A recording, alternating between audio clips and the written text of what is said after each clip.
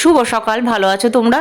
ঠান্ডায় রোজ সকালে উঠে আর ফুল তুলি না, তো আজকে একটু তুলতে নিয়েছি। ভগবানকে স্নান করে ধূপধুনো দিয়ে ভোগ নিবেদন করে জপ করে নিয়ে এইভাবেই পুজো সারি। আর এই যে কুমড়ো গাছটা লাগিয়েছি, দু চারটে ফুল যা ফোটে, বাইরের লোকরাই টগর ফুল তুলতে এসে ওই ফুলগুলো তুলে নিয়ে চলে যায়। কি করবো বলো, টগর ফুলের সাইজগুলো ছোট ছোট হয়ে গেছে।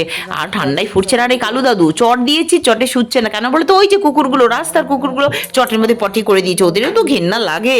আমার আর কিছু করার নেই গো। চলো ঠাকুরকে স্নান করিয়ে নিই। কর্তামশাই কিন্তু আমাকে রোজ দিন পুজোর কাজে সাহায্য করে, যে চন্দন ঘষে দেয়, ফল কেটে দেয়, দুজন মিলেই তো ভগবানের কাজ করতে হয়, তাই না?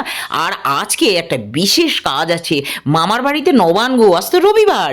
তো ওরা বারবার যাওয়ার জন্য বলেছে, আমার তো সেই পায়ে ব্যথা, যাবো না ঠিক করেছিলাম, কিন্তু আগে বলেছিলাম যাবো, তাই হিয়ারা কাটোয়া থেকে রওনা দিয়েছে মামার বাড়ির উদ্দেশ্যে।